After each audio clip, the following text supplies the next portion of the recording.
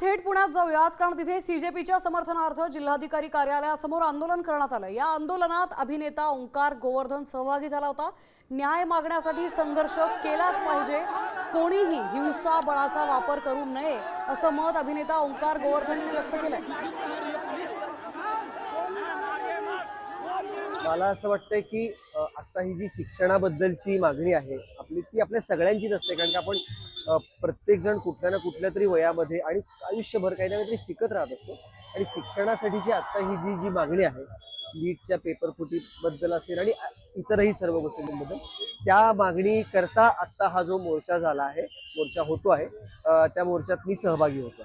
मी कुठल्याही प्रकारच्या हिंसेचा अगदी माझ्या मनाच्या तळापासून निषेध आणि विरोध करतो।